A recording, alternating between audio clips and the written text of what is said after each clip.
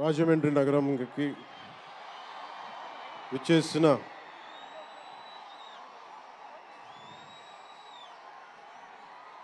Cinema అభిమానులందరికీ, తెలుగు హీరోల అభిమానులందరికీ, ప్రత్యేకించి రామ్ చరణ్ గారి అభిమానులందరికీ నా హృదయపూర్వక నమస్కారం. ఇక్కడికి విచ్చేసిన ఆసీనులైన విశిష్ట అతిథులందరికీ మనస్ఫూర్తిగా నా హృదయపూర్వక నమస్కారాలు. ఆంధ్రప్రదేశ్ నలుమూలల నుంచి విచ్చేసిన ప్రజానీకానికి నా హృదయపూర్వక నమస్కారాలు. దీనిని ప్రసార మాధ్యమాల్లో చూస్తున్న ఆశేష ప్రజానీకానికి కూడా నా హృదయపూర్వక నమస్కారాలు. పత్రికాధిపతులకి, పాత్రికేయులకి, యూట్యూబ్ ఛానల్స్కి, అన్ని సోషల్ మీడియా వీక్షిస్తున్న ప్రతి ఒక్కరికి కూడా నా హృదయపూర్వక నమస్కారం. అలాగే పవన్ కళ్యాణ్ అభిమానులకు కూడా నా హృదయపూర్వక నమస్కారం.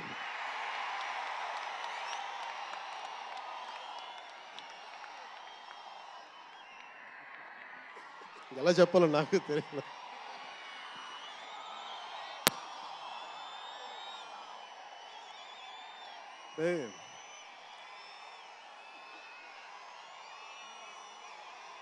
ఎక్కడి నుంచి వచ్చామో మర్చిపోకూడదు కదా.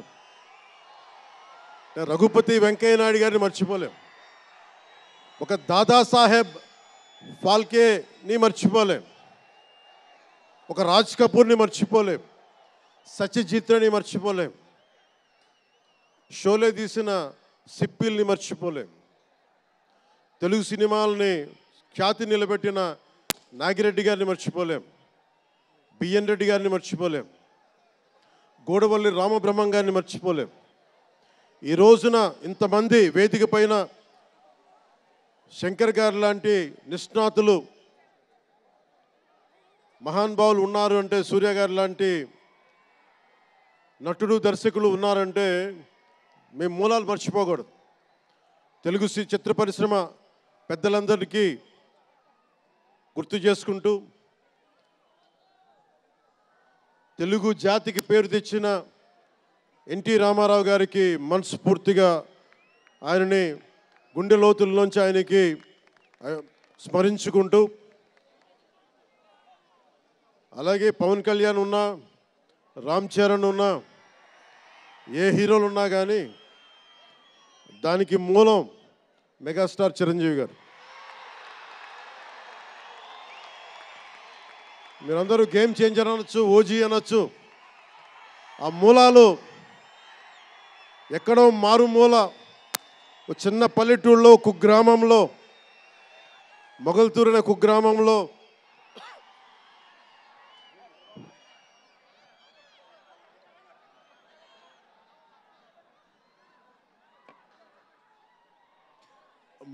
కుగ్రామంలో చదువుతూ విఆర్ఎస్ఎన్ వైఆర్ఎన్ కాలేజ్ నర్సపూర్లో చదువుకుంటూ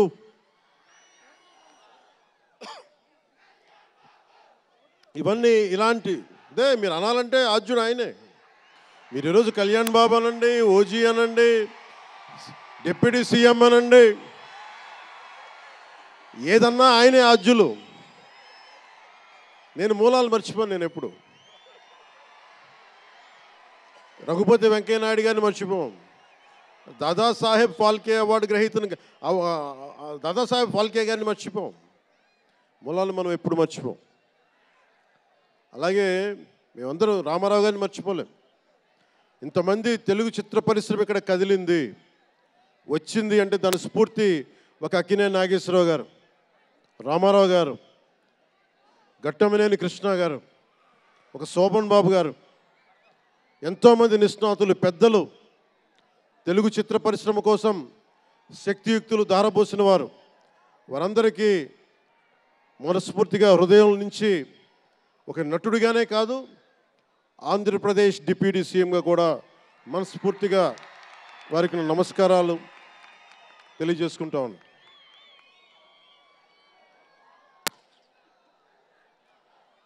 ఈ రోజున ఈ వేదికకి ఇంత బలంగా తెలుగు చిత్ర ఒక ఫిలిం ఓపెనింగ్ ఇక్కడ ఒక సినిమా ఫంక్షన్ ఇక్కడ చేసుకోగలిగామంటే కూటమి ప్రభుత్వం అనుభవజ్ఞుడైన నాయకులు శ్రీ నారా చంద్రబాబు నాయుడు గారు, గౌరవ ముఖ్యమంత్రి శ్రీ నారా చంద్రబాబు నాయుడు గారు, ఆయన ఆశీస్సులు, ఆయన సహకారం, ఆయన నిరంతర మద్దతు ఈ రోజున ఇక్కడ ఇంత అద్భుతమైన సభ జరుపుకోగలుగుతున్నామంటే గౌరవ ముఖ్యమంత్రి గారికి ప్రత్యేకించి రాజమండ్రి హృదయం నుంచి ఆయనకి నా కృతజ్ఞతలు తెలుపుకుంటా ఉన్నాను. అలాగే ఒక ఫంక్షన్ చేస్తున్నామంటే హోమ్ మినిస్టర్ అనిత గారికి కూడా నా హృదయపూర్వక ధన్యవాదాలు తెలియజేసుకుంటా ఉన్నాను. స్టేట్ డీజీపీ గారికి నా హృదయపూర్వక ధన్యవాదాలు.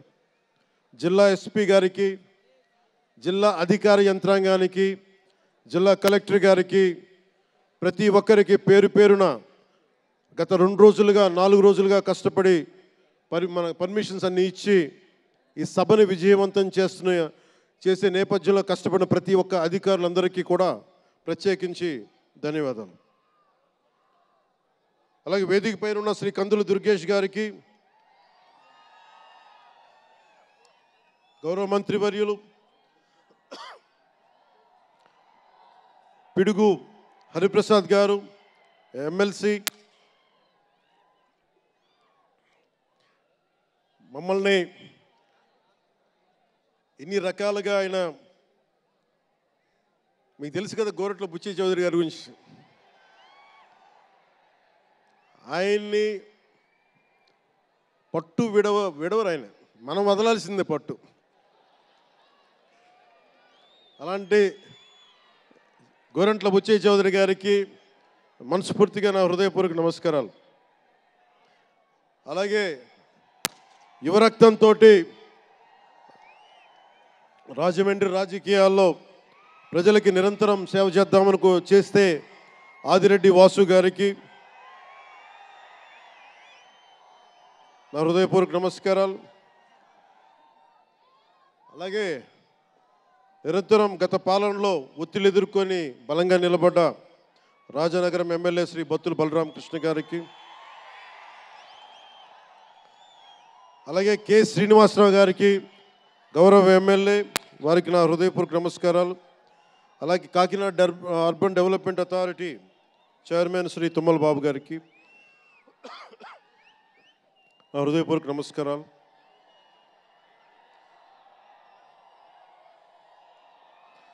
అలాగే నటులు శ్రీకాంత్ గారికి, పృథ్వీ గారికి, నవీన్ చంద్ర గారికి, ఇదేంటిది రచ్చ రవియా,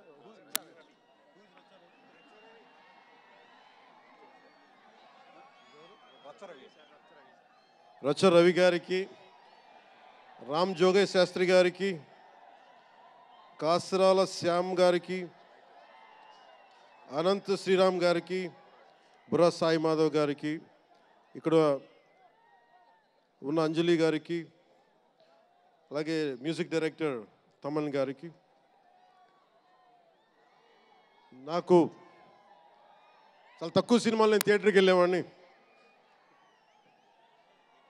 మన శంకర్ గారు తీసిన సినిమా చెన్నైలో, తమిళ్లో జెంటిల్మెన్ సినిమా, నేను టికెట్ కొనుక్కొని థియేటర్కి వెళ్ళి ఆ రోజు నేను ఇంకా యాక్టర్ కూడా అవుతాను, అసలు రాజకీయాలు పక్కన పెట్టి యాక్టర్ అవుతానో లేదో అని ఆలోచనలో ఉన్నప్పుడు ఆయన సినిమాని నేను కూడా టికెట్ కొనుక్కొని బ్లాక్లో ఆయన సినిమాకి వెళ్ళాను, శంకర్ గారి జెంటిల్మెన్ సినిమాకి. అలాగే ప్రేమికుడికి కూడా ఎవరు లేక తోడుకి మా అమ్మమ్మని తీసుకెళ్ళాను ప్రేమికుడి సినిమాకి. ప్రేమికుడి సినిమా అమ్మ என்ன சொல்லுவாங்க పార్టీயோடு పోయిటానే. అంటే అలాంటి అందరినీ అన్ని వయసుల వాళ్ళని కూడా ఆకట్టుకునే సినిమా, ఎంటర్టైన్మెంట్తో పాటు ఒక సోషల్ మెసేజ్ ఉన్న సినిమాలు ఆయనవి. అలాంటి మంచి సినిమాలు భారతదేశంలో ఈ రోజున చరణ్ గారు కానీ, రాజమౌళి గారు కానీ, జూనియర్ ఎన్టీఆర్ కానీ వీరందరూ విఖ్యాతిగా మన ప్రపంచ వ్యాప్తి ఖ్యాతి ఉన్న రావటం అనేది దానికి ఆద్యులు కొద్దిమంది డైరెక్టర్స్ ఉన్నారు, ముఖ్యంగా దక్షిణాది నుంచి. దాంట్లో చాలా కీలకమైన వ్యక్తి శంకర్ గారు. శంకర్ గారు ఈ రోజున భారతదేశం మొత్తం తెలుగు చిత్ర పరిశ్రమ వైపు చూస్తుంది అంటే తమిళనాడు నుంచి వచ్చి తెలుగులోకి డబ్బై ఆ సినిమాని తెలుగు ప్రేక్షకులు ఇది తమిళ సినిమా కాదు తెలుగు సినిమా అని చెప్పి గుండెల్లో పెట్టుకొని ఆదరించారు. అంత గొప్ప సినిమాలు తీశారు శంకర్ గారు. నేను ఎప్పుడు అనుకునేవాడిని శంకర్ గారు తెలుగులో కూడా తీయచ్చు కదా డైరెక్ట్ తెలుగు ఫిల్మ్ అంటే. ఆయన ఈ విధంగా గేమ్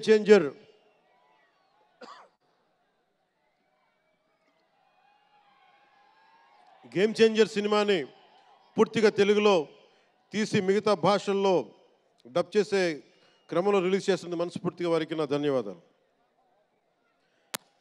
అలాగే దిల్ రాజు గారు, నేను తొలి ప్రేమ సినిమా అప్పుడు ఆయన డిస్ట్రిబ్యూటర్ అంటే ఏదో ఒక చిన్న పోస్టర్ చూసి ఎక్కడో ఒక మాటిని ఈ సినిమా చాలా సూపర్ డూపర్ హిట్ అవుతుందని ఒక నమ్మకంతో పాపం ఆయన అడ్వాన్స్ ఇచ్చారు. అలా స్టార్ట్ అయిన వ్యక్తి. మేము వకీల్ సాబ్ నా నిర్మాత కూడా ఆయన.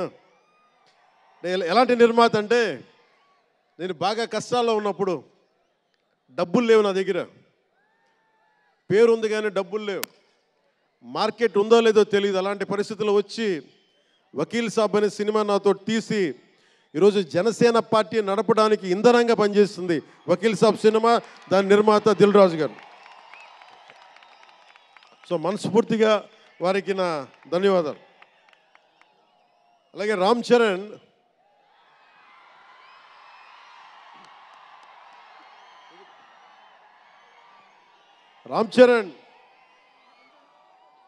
అంటే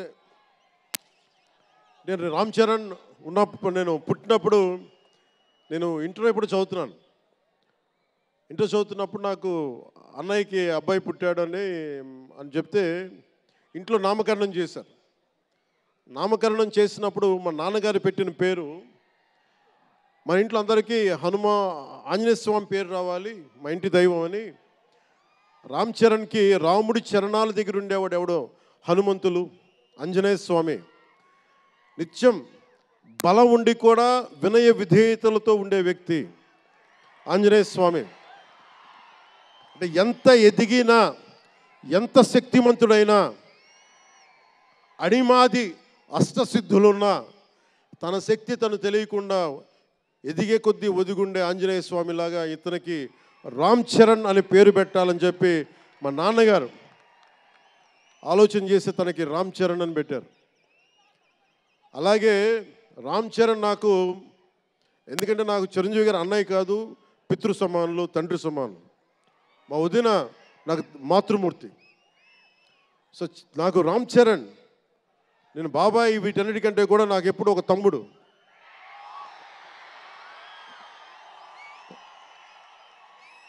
చిన్నప్పుడు బాగా ఏడిపించేవాడిని. నేను ఇంకా బద్ధకంగా ఉండేవాడిని. అంటే కరెక్ట్గా చెప్పాలంటే నేను తమ్ముడు సినిమాలో నా క్యారెక్టర్ లాగా ఉంటే రామ్ చరణ్ 7 ఏళ్ల వయసు, నా రెండో కొడుకు అంత వయసు ఉండేది. ఇప్పుడు ఆ వయసులో తెల్లవారుజామున చలిలో హార్స్ రైడింగ్ నేర్చుకోవడానికి మొత్తం ఆ హెల్మెట్తో పాటు అన్నీ పెట్టుకొని షూస్ అన్నీ సర్దుకొని రాత్రే నేను సోఫాలో పడుకొని ఉంటే వచ్చి పాపం నన్ను లేపి ఇంకా నేను పడుకునేవాడిని. తను రెడీ అయిపోయి నన్ను లేపి ఒకసారి నేను దింపాల్సి వచ్చేది. ఇష్టంతో కదా, తప్పక లేదు తిడతారు ఇంట్లో. అంటే అంత క్రమశిక్షణతో ఉండేవాడు చిన్నప్పటి నుంచి. నాకు రామ్ చరణ్లో నచ్చింది ఏంటంటే ఇంత ప్రతిభా సమర్థత ఉందని ఎప్పుడు తెలియదు ఎవరికి కూడా. ఇంత శక్తి సమర్థత ఉంది ఈ వ్యక్తులు ఎప్పుడు మాకు తెలియలేదు. ఎప్పుడు ఇతను నేను డ్యాన్స్ చేయటం ఎప్పుడు చూడలేదు నా లైఫ్లో, సినిమాలో తప్ప. ఇంక సినిమాలో మాకు వ్యక్తిగత జీవితం నేను ఎప్పుడు చూడలే. అసలు మ్యూజిక్ వేస్తే కాలు కూడా ఆడించడు, కానీ అంత అద్భుతమైన డాన్సర్.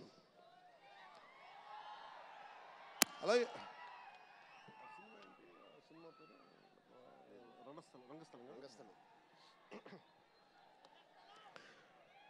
రంగస్థలం గురించి సుకుమార్ గారి డైరెక్షన్లో రంగస్థలం నాకు నటన చూసి ఇతనికి బెస్ట్ యాక్ట్ అవార్డు రావాలని మనస్ఫూర్తిగా అనిపించింది. అంటే అంత గొప్ప పెర్ఫార్మెన్స్ చేశాడు. భవిష్యత్తులో ఇతను ఉత్తమ నటుడు కూడా కావాలి, ఉత్తమ నటుడు అవార్డు అందుకోవాలి. ఎందుకంటే తనకి ఇక్కడ పెరగల, ఆంధ్రాలో పెరగల, కీలకమైన సంవత్సరాలన్నీ తమిళనాడులో పెరిగాడు, కొంత హైదరాబాద్లో తెలంగాణలో పెరిగాడు. ఇక్కడ గోదావరి జిల్లాల తాలూకు భావాలు, కల్చరు ప్రత్యక్షంగా ఎప్పుడు చూడాల. అవన్నీ తెలియకుండా ఆ క్యారెక్టర్లో ఇమిడిపోయి కొన్ని తరాలుగా గోదావరి తీర ప్రాంతంలో పుట్టిన వ్యక్తిగత యాక్ట్ చేసిన విధానం చూస్తే నాకు అమితంగా నాకు నచ్చింది. అంటే అంత గొప్ప నటుడు ఉన్నాడు. చిరంజీవి గారి వారసుడు అలా కాకపోతే ఇంకెలా ఉంటాడు? చిరంజీవి గారికి తగ్గ వారసుడు. తండ్రి మెగాస్టార్ అయితే కొడుకు ఏమవుతాడు? గ్లోబల్ స్టార్ అవుతాడు.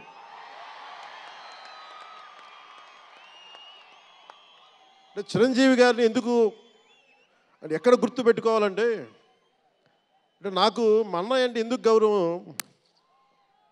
మొన్న కూడా ఇంట్లో అప్పుడప్పుడు చెప్తా ఉంటాం.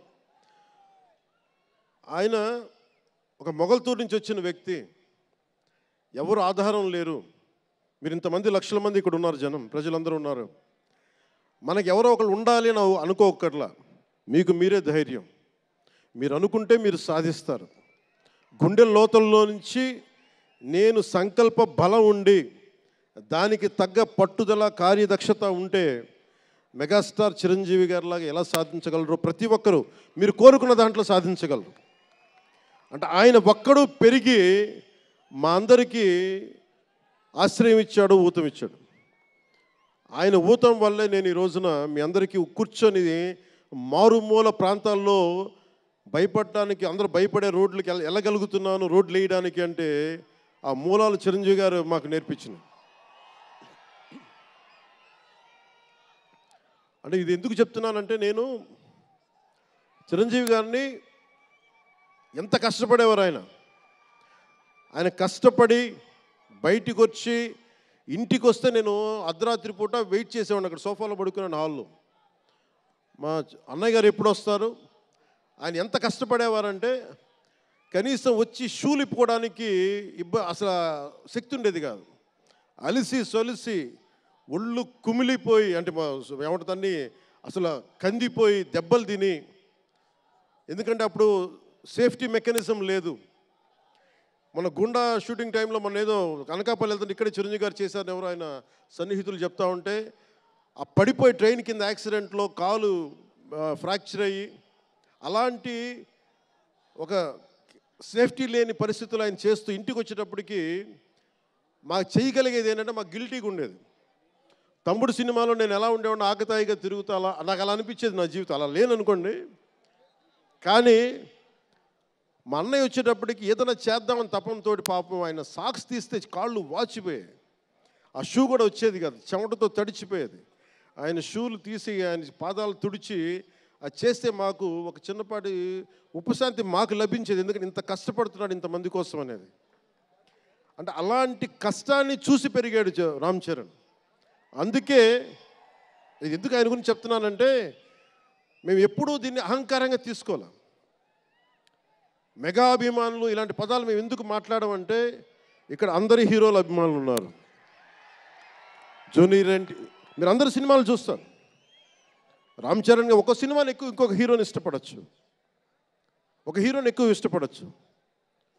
జూనియర్ ఎన్టీఆర్ గారిని ఇష్టపడతారు, అల్లు అర్జున్ గారిని ఇష్టపడతారు,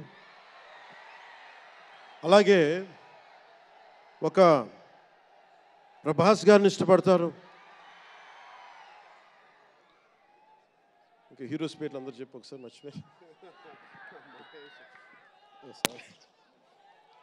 ఘట్టంనేని మహేష్ గారిని ఇష్టపడతారు.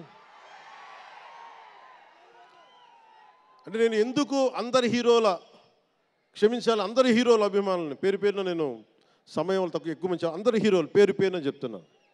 చిన్న చిత్తగా అట్లని చెప్పట్లా. ఎవరైనా సరే, ఏ స్థాయి హీరోలైనా సరే వారు ప్రత్యేకించి అభిమానులు ఉంటారు. నాని గారు ఉన్నారు, ఆయనకి ప్రత్యేకించి మా ఇంట్లో చాలామంది అభిమానులు ఉన్నారు. మా సిస్టర్ చాలా నచ్చుతారు మా చెల్లికి నాని గారి సినిమాలు. ఇలాగా మా ఇంట్లో అందరికి కూడా మాకు మా చిరంజీవి గారు మాకు నేర్పించింది ఒక హీరోని ద్వేషించే పని మాకు తెలియదు. మాకు చిన్నప్పటి నుంచి మా జీవితంలో కళమా తల్లి సాక్షిగా చెప్తున్నాం, ఎప్పుడు కూడా మా ఇంట్లో ఈ హీరో సినిమా పోవాలి, మేము ఉండాలి, మా ఇంట్లో ఎప్పుడు లేదు. అసలు ఆ సంస్కృతి మా ఇంట్లో లేదు. అందుకు మేము అందరం బాగుండాలని కోరుకుంటాం. ఎందుకు బాగుండాలని కోరుకుంటామంటే సర్వే జనం సుఖినో భవంతు అని చెప్పి మా నాన్న నేర్పించిన ఇది మాకు సంస్కృతి. అది మేమే బాగుండాలి, వాళ్ళు బాగుండకూడదు అనుకుంటే ఎకానమీ తిరగాలి, అందరి దగ్గర డబ్బులు ఉండాలి, అందరూ బాగుండాలని కోరుకుంటాం. అలాంటి పరిస్థితుల్లో అలాంటి వాతావరణంలో పెరిగాం. రామ్ చరణ్ అలాంటి వాతావరణంలో పెరిగిన వ్యక్తి. నాకు చాలా గర్వంగా ఉంటుంది, చాలా ఆనందంగా ఉంటుంది. అతని హార్స్ రైడింగ్ చూస్తే మటుకు నాకు చాలా అసూయ వస్తుంది. నాకు చాలా తక్కువ సందర్భాల్లో నాకు అసూయ వస్తాయి. మొన్న ఈ మధ్యన అరకుకి వెళ్ళినప్పుడు గిరిజన ప్రాంతాల్లో ఉన్న సోదరులను చూసి ఆ పచ్చని చెట్ల మధ్య వాళ్ళ జీవన విధానాన్ని చూసి నాకు అసూయ వచ్చింది. అలాంటి అసూయ రామ్ చరణ్ని చూస్తే నాకు మగధీరలు అనిపించింది. ఎంత అద్భుతంగా చేస్తున్నాడు అతను. చిన్నప్పుడు నేను కూడా నేర్చుకొని ఉంటే ఇలా ఇంట్లో కూర్చొని కాళ్ళు బారజాపుకొని కూర్చోకుండా, పుస్తకాలు కాకుండా ఇంకేదైనా చేస్తుంటే నేను ఇంత అద్భుతంగా చేసేవాడిని అనిపించేది. ఆ పట్టుదలతోటి నాకు హార్స్ రైడింగ్ నేర్చుకోలేదు జీవితంలో. ఇప్పుడు గబ్బర్ సింగ్ సినిమాకి నాకు హార్స్ రైడింగ్ పెట్టారు. అందరూ ఏమనుకున్నారంటే పవర్ స్టార్ అంటే అన్నీ వచ్చేసి అనుకున్నారు. నాకు తెలియదు అవన్నీ. హార్స్ రైడింగ్ అని చెప్పారు. ఓకే అని గుర్రం చూపించారు నాకు. అది కచ్ రాష్ట్రం గుజరాత్లో. గుర్రం దగ్గరికి వెళ్ళా. సార్ ఏం లేదు, దౌడు తీసుకుంటే గ్యాలప్ మీద వచ్చేయాలంటే ఓకే షూర్ అన్నాం, డెఫినెట్గా వచ్చేస్తానమ్మా. కింద పడితే ఏమవుతానో నాకు తెలియదు. సార్ నాకు ఒకటి తెలుసు, తెగింపు తెలుసు. గుర్రం దగ్గరికి వెళ్ళి చెప్పా, దానికి చెవిలో చెప్పాను, నాకు హార్స్ రైడింగ్ రాదు. వీళ్ళందరూ నన్ను ఎక్స్పెక్ట్ చేస్తారు నేను చాలా గొప్ప హార్స్ రైడర్ అని. అంటే హీరో అంటే అన్నీ తెలియాలని అనుకుంటారు. నాకు తెలియదు హార్స్ రైడింగ్. దానికి ఒక పంచదార ముక్కను చిన్న క్యారెట్ పెట్టా, జాగ్రత్తగా తీసుకెళ్ళి నాకు వదిలేవాను. పాపం ఆ గుర్రం అది నన్ను ఎంత అద్భుతంగా తీసుకెళ్ళిందంటే అది మీరు చూసారు ఆ సీన్లో. నేను అందరినీ మోసం చేశాను ఆ సినిమాలో. నాకు హార్స్ రైడింగ్ రాకుండా సినిమా వరకే హార్స్ రైడింగ్ వచ్చినా కదా.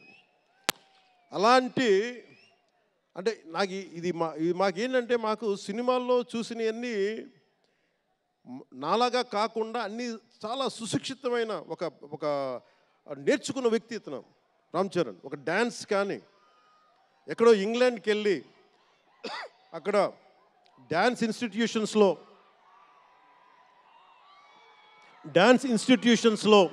డ్యాన్స్ నేర్చుకొని ఇవన్నీ వచ్చిన వ్యక్తి. అలాగే ఈ సినిమా ప్రత్యేకించి చాలా సోషల్ మెసేజ్ ఉన్న సినిమా నాకు అర్థమవుతోంది. పొద్దున్నే ట్రైలర్ చూశాను, గేమ్ చేంజర్ ట్రైలర్. చాలా అద్భుతంగా ఉంది, చాలా బాగా ఆడుతుంది అని చెప్పి మనస్ఫూర్తిగా అందరికీ అభినందనలు తెలియజేసుకుంటూ, ప్రత్యేకించి శంకర్ గారికి నాకు మనస్ఫూర్తిగా అభినందనలు తెలియజేసుకుంటూ, అలాగే తెలుగు చిత్ర పరిశ్రమకి సంబంధించినంత వరకు ఇది ఓజీ గురించి చెప్తాను, లాస్ట్లో చెప్తాను. నేను ఓజీ తర్వాత అంటే మీరు వదలట్లా. మన ముందున్న సినిమా గేమ్ చేంజర్ని బాగా చూడండి. ఎందుకంటే ఈ ఫంక్షన్ ప్రత్యేకించి గత ఈ మధ్యకాలంలో ఉన్న ఒత్తిడి తెలుసు మీకు. ఒక పబ్లిక్ ఫంక్షన్ అంటే ఎలాంటి ఒత్తిడి ఉంటుందో మీ అందరికీ తెలుసు. నేను చాలా ఆలోచించాను ఈ సమయంలో పెట్టాలా లేదా అంటే, సినిమా అనేది 10 మందికి తెలియచేయాలి. దిల్ రాజు గారు లాంటి వాళ్ళు 3 సంవత్సరాలు తీశారు సినిమా. 3 సంవత్సరాలు తీసింది వాళ్ళకి దొరికేది దొరికితే ఒక 10 రోజులు. బడ్జెట్లు ఎక్కువైపోయినాయి. అలాంటి వాటికి మేము చేయగలిగేది ఎక్కువ మందికి తెలియజేసేలాగా ఇది part and parcel of cinema. అందుకని మేము కోరుకుంది చిన్న ఫంక్షన్ చేద్దాం, నన్ను అడిగారు గెస్ట్గా రమ్మని. నేను ఒకటే చెప్పాను, ఇంత పెద్ద ఫంక్షన్ చేయాలా లేదా, ఎందుకంటే మీ అందరికీ తెలుసు నా భయం. మీరు క్షేమంగా వచ్చి క్షేమంగా వెళ్ళాలి అని చెప్పి అహిర్నిశలు ఆకాంక్షించేవాడిని, శ్రమ పడేవాడిని. మీకు చిన్న దెబ్బ తగిలితే నా గుండె గాయం అవుద్ది. అందుకని నేను ఎప్పుడు సినిమా ఫంక్షన్ నేను చేసుకోవడానికి ఇబ్బంది నాకు. ఇందాక కూడా వచ్చినప్పుడు చాలా టెన్షన్తో ఉన్నా, ఎవరికైనా దెబ్బలు తగులుతాయి, ఏదైనా అయిపోద్దా అని భయం ఉంది. మనస్ఫూర్తిగా మీ అందరికీ చేతులెత్తి నమస్కరిస్తున్నా, మీరు క్షేమంగా ఇంటికి వెళ్ళాలి. ఎందుకంటే మీ తల్లిదండ్రులు, మీరు ఒక సాయంత్రం ఆనందం కోసం వచ్చింది, దీన్ని విషాదం కాకూడదు. అందుకని మనస్ఫూర్తిగా సినిమాని సినిమాగానే చూడండి. కింద పడిపోయి మీద పడిపోయి తొక్కిసలాడుతూ హీరోలను చూడడం కంటే కూడా మీరు దూరం నుంచే ఇబ్బంది పడకుండా మీరు క్షేమంగా ఉండాలి, అందరూ క్షేమంగా ఉండాలి మనస్ఫూర్తిగా కోరుకుంటా ఉన్నాం. అలాగే అడగగానే టికెట్ రేట్స్ ఎందుకు పెంచాలి,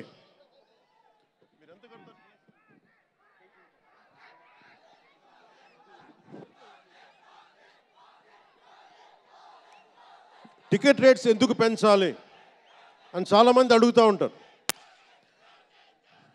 ఒక నిమిషం. Thank you. సినిమా రేట్లు ఎందుకు పెంచాలని అడుగుతారు. ఈ రోజున సినిమా రేట్లు పెంచాలి అంటే it's a purely demand and supply. నాకు శంకర్ గారి సినిమా నేనే బ్లాక్లో కొనుక్కొని చూశాను చెన్నైలో. అది నా సరదా. అది అంటే నాకు ఇచ్చిన డబ్బులు నేను కొనుక్కొని చూశాను. ఇప్పుడు ఆ బ్లాక్లో వెళ్ళే డబ్బు ఎవరికి వెళ్ళిపోద్ది. అలా కాకుండా టికెట్ రేట్లు డిమాండ్ అండ్ సప్లై మీద ఉంటుంది. అలాంటి డబ్బులు పెరిగితే మీరు ఇష్టపడి మీ హీరోకో ఏదో ఇష్టమైన సినిమాకో మొదటి రోజే చూడాలనుకుంటారు. That's a demand. అందుకని ఎందుకు ఇంతంటే బడ్జెట్స్ పెరిగిపోయినాయి. తెలుగు సినిమా మొత్తం ప్రపంచపరంగా వెళ్తూ ఉన్నాయి. దీనికి డబ్బులు కావాలి అంటే పెట్టుబడులు కావాలి, మార్కెట్స్ పెరిగినాయి. అలాగే పెరిగిన ప్రతి రూపాయికి 18% జిఎస్టీ కడతాం. ప్రభుత్వానికి ట్యాక్స్ వస్తుంది. పెరిగిన ప్రతి రేటుకి ట్యాక్స్ వస్తుంది. ఇదేదో ఉట్టినా ఇవ్వట్లేదు ప్రభుత్వం. ప్రతి ఒక్కరికి ఏముంటుందంటే దీని ఒక ఫాల్స్ నెరేటివ్ ఉంది బయట. నా సినిమాకి టికెట్ రేట్లు పెంచకపోగా తగ్గించేశారు. భీమ్లా నాయక్కి ఇప్పుడు చాలామంది హీరోస్ అందరూ కూడా వాళ్ళెవరూ కూటమికి మద్దతు చెప్పలేదు, కానీ మేము ఎక్కడ వివక్ష చూపించాల. అందరూ బాగుండాలని కోరుకుంటాం. ఎందుకంటే చిత్ర పరిశ్రమకి మొన్న దిల్ రాజు గారు కూడా చెప్పారు, చిత్ర పరిశ్రమకి రాజకీయ రంగు పులమటానికి మాకు ఇష్టం లేదు. Though I belong to NDA, though I'm head of Janasena party, cinema should be treated as a separate entity. No politics should seep into cinema. Milton Friedman అనే ఒక ఎకానమిస్ట్ ఒక చిన్నపాటి పెన్సిల్ని ఇలా చూపిస్తూ, ఈ పెన్సిల్ని తయారీకి ఈ కనిపించే టిప్పు ఈ మెటీరియల్, దీని లోపల ఉండే గ్రాఫైటు ఈ మెటీరియల్, ఇవన్నీ ఒక్కొక్కటి చెప్పుకుంటూ దీనికి వెనక పెన్సిల్ ఉండే రబ్బరు ఇది ఎక్కడి నుంచి వస్తుంది ఇలా చెప్పుకుంటూ వెళ్తా, ఇది ఒక్క ప్రాంతం నుంచి రాలా, అనేక దేశాల నుంచి. గ్రాఫైట్ ఏమో ఎక్కడ వేరే కంట్రీస్ నుంచి. ఈ పెన్సిల్కి పెట్టిన మన బ్రాంజ్ రిబ్బన్ను అదేమో వేరే చైనా నుంచో లేదంటే ఏషియా నుంచి. ఈ చేసిన వాళ్ళందరూ ఒక మతం కాదు, ఒక కులం కాదు, ఒక దేశం కాదు. ఒక చిన్నపాటి పెన్సిల్కే ఒక రకరకాల వ్యక్తులు, రకరకాల దేశాలు కలిసి రావాలి. అలాంటిది ఇంత సినిమాకి శంకర్ గారు తమిళియన్, మనకి దిల్ రాజు గారు ఫ్రమ్ తెలంగాణ. ఇక్కడ ఒక్కొక్కరిని అడగండి, ఒక్కొక్కరు ఒక్కొక్క రాష్ట్రం నుంచి వస్తారు. బట్ అందరూ కలిసి సినిమాని తీస్తారు, మీకు ఆహ్లాదం కలిగజేస్తారు. ఇప్పుడు మాకుంటుంది, నేను ఎప్పుడు కూడా నాకు ఇష్టం లేనిది సభావేదికగా ఒకటి శంకర్ గారికి కానీ దిల్ రాజు గారికి కానీ తెలుగు చిత్ర పరిశ్రమకు కానీ భారతీయ చిత్ర పరిశ్రమకు కానీ ఒకటితే మనం నేర్చుకోవాలి. ఎప్పుడు మనం భారతీయ చిత్ర పరిశ్రమ అనేవాళ్ళం తప్ప లాస్ట్ 90s నుంచి టాలీవుడ్ అని బాలీవుడ్, కాలీవుడ్, మాలీవుడ్, మనం ఎందుకు ఏప్ చేయాలి వీళ్ళని? Why do we have to ape Hollywood? మనం ఒకప్పుడు మాయాబజార్ లాంటి సినిమాలు తీసిన వాళ్ళం, మూకీలు తీసిన వాళ్ళం. చిత్ర పరిశ్రమ ఒక బెంగాల్లో పరివిడిల్లింది అక్కడ. సో మనం ఎందుకు వీళ్ళని ఫాలో అవ్వాలి? వాళ్ళ హాలీవుడ్ డిసిప్లైన్ ఫాలో అవ్వం, Hollywood method of film making follow అవ్వం, Hollywood method of skill development follow అవ్వం. కానీ ఆ వుడ్ను మటుకు తీసుకున్నాం, మాలీవుడ్. ఇది మటుకు మానాలి. ఎందుకంటే మనకు ఒక కాళిదాసు ఉన్నాడు, మహా కవులు, కళాకారులు గొప్ప గొప్ప కావ్యాలు రాశారు. సో మన జాతి తాలూకు ప్రాముఖ్యతని సినిమాలే చెప్పగలగాలి.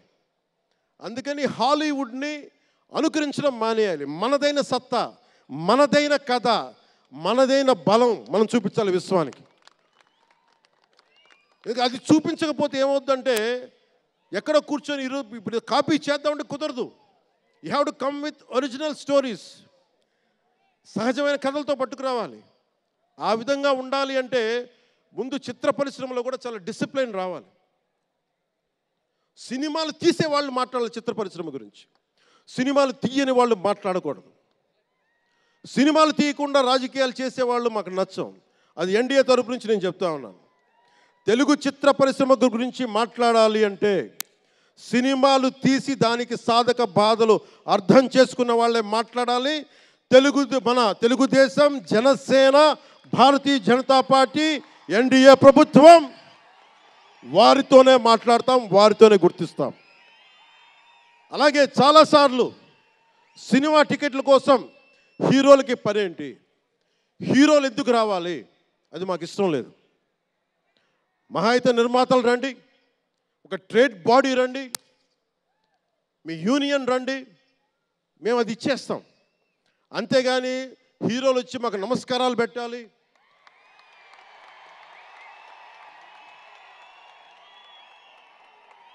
అంత ఒక లో లెవెల్ వ్యక్తులం కాదు మేము. దీన్ని ఎక్కడి నుంచి నేర్చుకున్నాం? స్వర్గీయ నటరత్న ఎన్టీ రామారావు గారి దగ్గర నుంచి నేర్చుకున్నాం. మహానటుడు, ఆయనని ఎంతమంది విమర్శించినా, కోటా శ్రీనివాసరావు గారు విమర్శించినా, ఆయన ఎప్పుడన్నా యాక్ట్ చేస్తే ఆయనతో పాటు ఏం బ్రదర్ బాగున్నారని చెప్పి చాలా గుండెలు నిండుగా పలికే వ్యక్తి మహానుభావుడు ఎన్టీ రామారావు గారు. ఇంత తెలుగుదేశం పార్టీ ఎన్టీ రామారావు అన్నిసార్లు ముఖ్యమంత్రిగా ఉన్నప్పుడు కూడా ఎప్పుడు ఘట్టంనేని కృష్ణ గారు కాంగ్రెస్లో ఉండి కూడా కనిపిస్తే ఇద్దరు ఆప్యాయంగా మాట్లాడుకునే వాళ్ళు. ఎన్టీ రామారావు గారు ఎప్పుడు వివక్ష చూపించాల. ఇది చిత్ర పరిశ్రమ తాలూకు ఔన్నత్యం. ఇది అదే ఔన్నత్యాన్ని మేము కొనసాగిస్తున్నాం, అదే మేము కోరుకుంటా ఉన్నాం. అంతేగాని గతం ప్రభుత్వంలో లాగా మీరు అభిమానించే మెగాస్టార్ చిరంజీవి గారు లాంటి వారిని కానీ, బాహుబలి ప్రభాస్ గారిని కానీ, మహేష్ గారిని ప్రిన్స్ మహేష్ అంటారు కదా,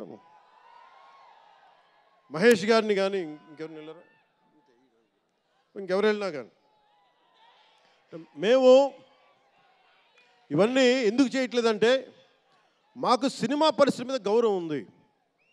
నారా చంద్రబాబు నాయుడు గారు ఇప్పటికి 4వ ముఖ్యమంత్రి. ఆయన 3 సార్లు కానీ 4 సార్లుగా ముఖ్యమంత్రి ఉన్న ఈ సమయంలో ఎప్పుడు కూడా తెలుగు చిత్ర పరిశ్రమకి దోహదపడ్డారు తప్ప ఆయన ఎప్పుడు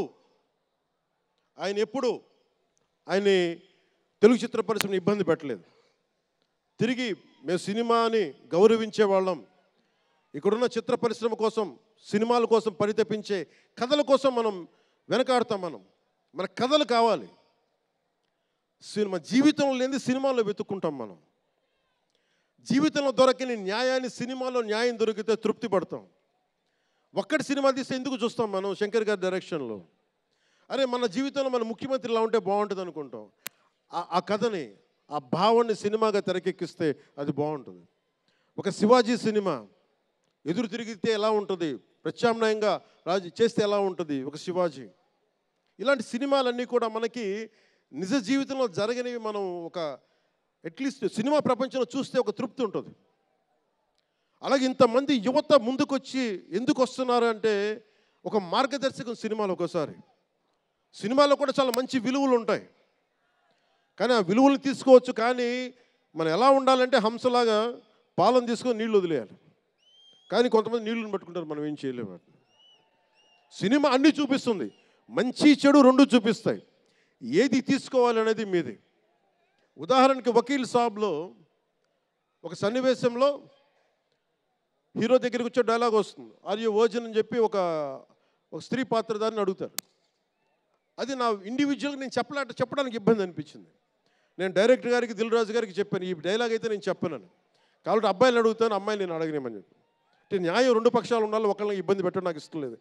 ఇది సెన్సిబిలిటీస్ కూడా ఫిలిం టెక్నీషియన్స్ కానీ, డైరెక్టర్స్ కానీ, యాక్టర్స్ కానీ, ఎందుకంటే హీరోలు చాలా పెద్ద ప్రభావం, మీరు దర్శకులు చాలా పెద్ద ప్రభావం, నిర్మాతలు చాలా పెద్ద ప్రభావం చూపిస్తారు. మీరు కేవలం డబ్బులు సంపాదించడమే కాదు, మీరు కొన్ని విలువలు చెప్తారు. ఒక రామ్ చరణ్ కోసం కానీ, ఒక శంకర్ గారి కోసం కానీ, దిల్ రాజు గారి ప్రొడక్షన్ అంటే ఎందుకు ఇంతమంది వస్తారు, ఇన్ని లక్షల మంది ఎందుకు వస్తారంటే ఏదో ఒక కనెక్ట్ ఉంది, దానికి ఒక బంధం ఉంది, దానికి ఏదో ఎదురు చూస్తాం ఒక సినిమా ద్వారా. ఒక RRRకి ఎందుకు అంత పరిగెడతాం సినిమా చూడటానికి, ఏదో ఎదురు చూస్తాం మనం. సో బాధ్యత తెలుగు చిత్ర పరిశ్రమకు కూడా మీరు సమాజాన్ని ఇంకొంచెం వినోదంతో పాటు ఆలోచింపజేసే సినిమాలు ఇవి కూడా రావాలని మనస్ఫూర్తిగా నేను మీ నుంచి ఆశిస్తా ఉన్నాను. మీరు ఎలాంటి సినిమాలు తీసినా ప్రజలకి ఆమోదయోగ్యంగా ఉండే సినిమాలు, ప్రజలకు విలువ నేర్పించే సినిమాలు మరిన్ని రావాలని మనస్ఫూర్తిగా కోరుకుంటూ, ఈరోజు పెరిగిన రేట్లు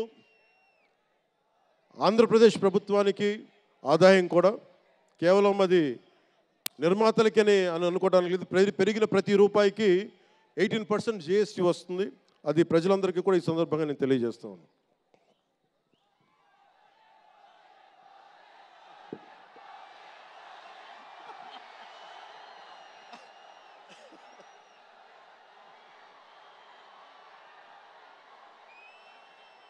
ఓజీ నా దుంప తెంపేస్తున్నారు. ఆయన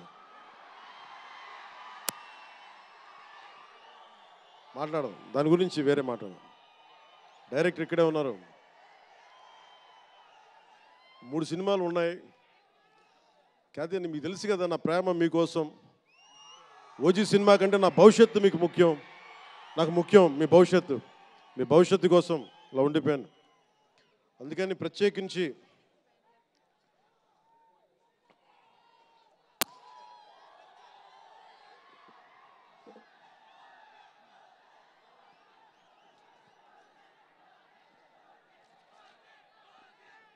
మనం మాట్లాడుకోదు. ఇది అంటే వేరే సినిమా గురించి, ఒక గేమ్ చేంజర్ అనే సినిమాకి వచ్చి మనం ఓజీ గురించి మాట్లాడుకోవాలి.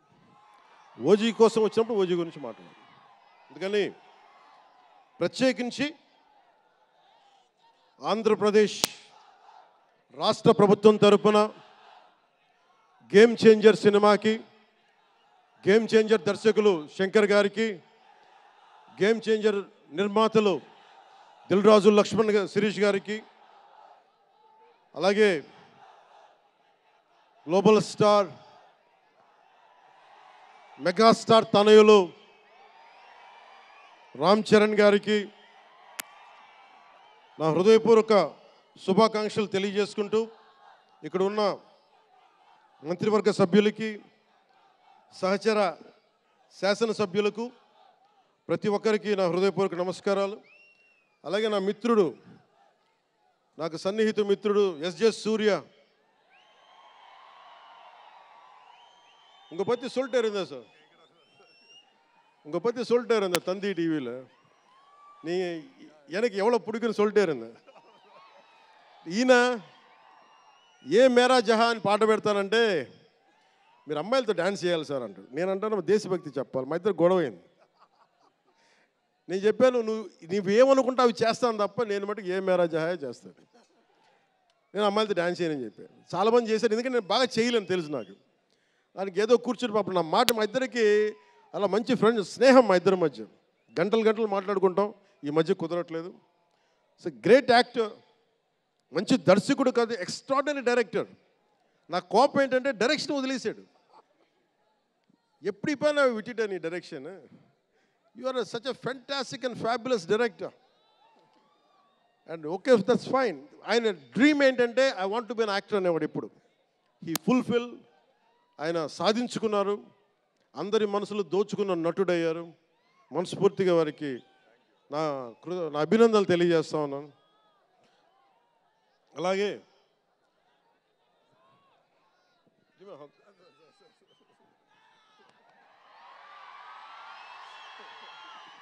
సో మీ అందరికీ మరోమారు ధన్యవాదాలు తెలియజేసుకుంటూ, all my best wishes to game changer,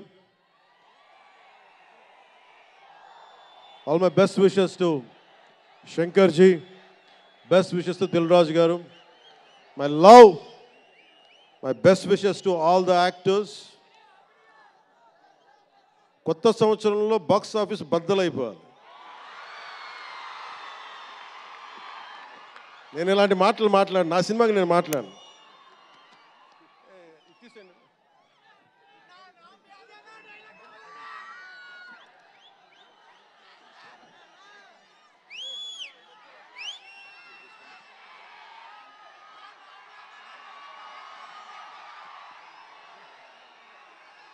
మీరేం చేస్తారో తెలీదు.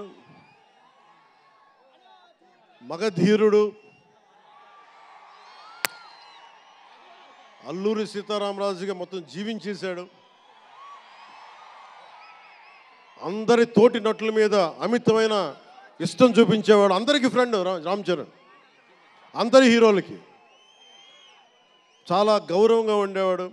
సంవత్సరానికి 100 రోజులు మా నాన్న ఏ పేరు మీద ఏం తలుచుకొని పెట్టాడో తెలియదు, కానీ 100 రోజులు, సంవత్సరంలో 365 రోజులు, కనీసం 100 రోజులు అయ్యప్ప స్వామి మాల అంటాడు, ఆంజనేయ స్వామి మాల అంటాడు.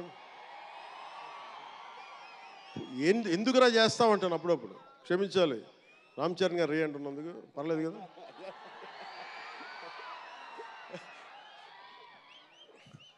అంటే ఎందుకంటే నాకు బాధ్యత తప్పకుండా ఉండటానికి, నియంత్రించుకోవడానికి, అహంకారం రాకుండా ఉండటానికి, ఎప్పుడు చూడండి చెప్పులు లేకుండా ఉంటాడు. అంటే నాకే అనిపిస్తుంది, కనీసం నేను వేసుకునే చెప్పులు కూడా వదిలేడానికి ఇబ్బంది పడతాను అప్పుడప్పుడు. అలాంటిది రామ్ చరణ్ చెప్పులు లేకుండా, మామూలు హీరో కాదు, హాలీవుడ్ దాకా వెళ్ళాడు, ఆస్కార్కి వెళ్ళాడు. అక్కడికి వెళ్ళి ఎంత గుండె ధైర్యం అంటే, నేను చెప్పులు వేసుకుంటా, అవసరమైతే మంచి సూటు బూట్ వేసుకుని తయారవుతాడు, లేదంటే అయ్యప్ప స్వామి మాలేసుకుని కనిపిస్తూ ఉంటాడు.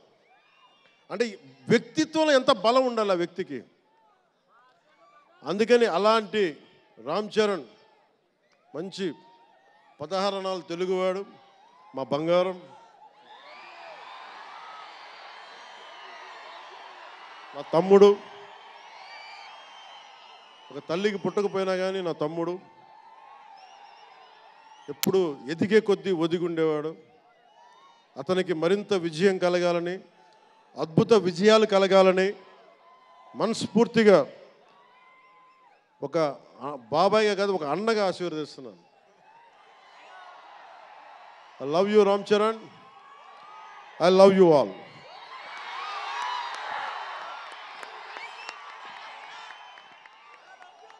నేను ఒకటే కోరుకుంటున్నా, యువత మీ అందరికీ ఏమన్నా మాట్లాడుతూ ఉన్నా, మీరు బైకుల్లో మీరు చేసే గోల్ ఉంటుంది చూసారా మీరు. నేను మనం మాట్లాడుతూ ఉన్నా, ఇప్పుడు ఈ ఫంక్షన్ లేదు, సినిమాలు లేవు, ఏం చేస్తారు చెప్పండి. ఉద్యోగాలు ఉపాధి కూడా కానీ టైం పడుద్ది.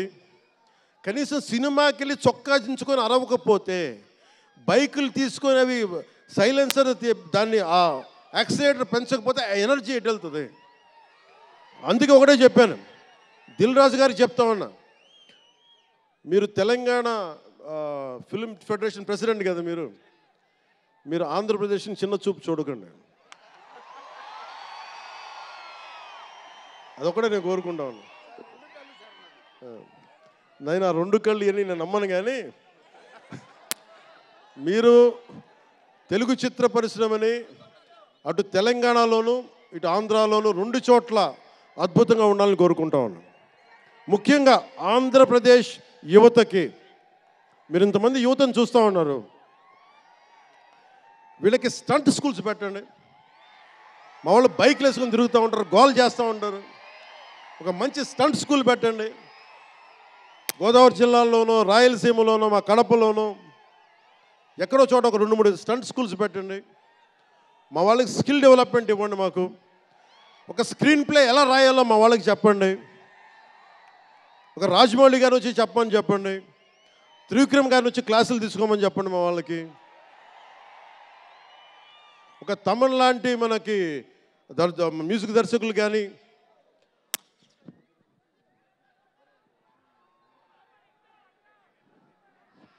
కీరవాణి గారు కానీ, అలాంటి వాళ్ళందరికీ వచ్చి వాళ్ళ స్కిల్ డెవలప్మెంట్ నేర్పించమని చెప్పండి.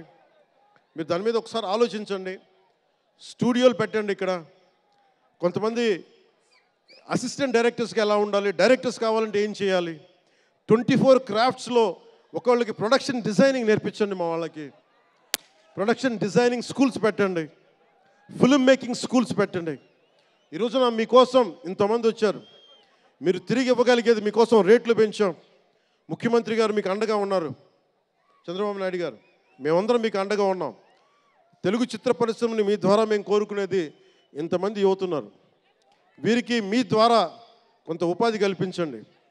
నేను సినిమాని మాట్లాడుతుంటే నేను టీవీని ఎప్పుడు వదలలేదు. టీవీ మీడియంని చిన్న తెర అనుకుని, చిన్న తెర పెద్ద తెర ఉండదు. తెర చిన్నదైనా పెద్దదైనా ఒకటే మాకు. సో మాకు ముమ్మిడివరం లాంటి గొప్ప లొకేషన్స్ ఉన్నాయి. మాకు కేరళకి మించిపోయి ఉంటుంది ముమ్మిడివరం. గోదావరి తీరం చూడండి. అసలు మీరు గండికోట చూడండి కడపలో. సిద్ధవటంకి వెళ్ళండి, అడ్వెంచర్ సినిమాలు ఉంటాయి. అటు వెళ్తే మీరు పార్వతీపురం వెళ్ళండి, మన్యం ప్రాంతం అద్భుతంగా ఉంటుంది. మీరు లొకేషన్స్ని ఎక్స్ప్లాయిట్ చేయండి. ఇక్కడ అందరికీ మేము సౌకర్యాలు కల్పిస్తాం. మా దుర్గేష్ గారికి కూడా చెప్తా ఉన్నాను, మనకి కూర్చొని ఇక్కడ టూరిజం డెవలప్ చేయాలి. అందుకని మీకు తెలుగు చిత్ర పరిశ్రమకి ఆంధ్రప్రదేశ్ ప్రభుత్వం అండగా ఉంటుందని తెలియజేసుకుంటూ, మీకోసం ఒళ్ళు వంచి పనిచేస్తానని తెలియజేసుకుంటూ, మరోమారు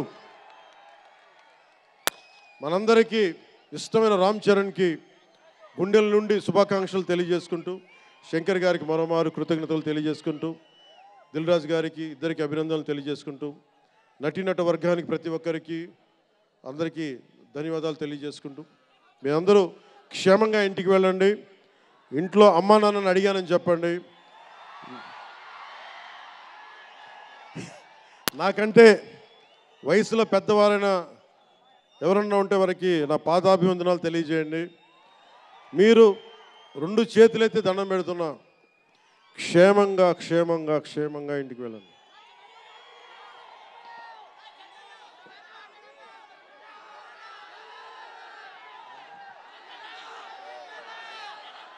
మీ అందరికీ మరోమారు ధన్యవాదాలు తెలియజేసుకుంటూ, తెలుగు తల్లికి దండాలు తెలియజేసుకుంటూ, మా తెలుగు తల్లికి పిఠాపురం మంచి సంతోషం.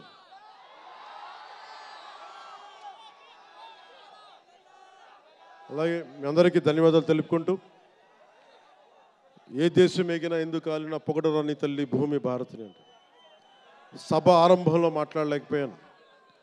నాకు జన్మనిచ్చిన నా నేల నేను దండాలు పెట్టుకుంటూ, నాకు దేశభక్తిని నింపిన నా భారతదేశానికి జై జైలు చెప్తూ సెలవు తీసుకున్నాను.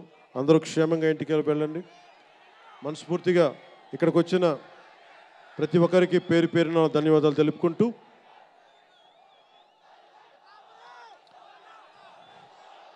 జై ఆంధ్ర, జై భారత్, జై హింద్.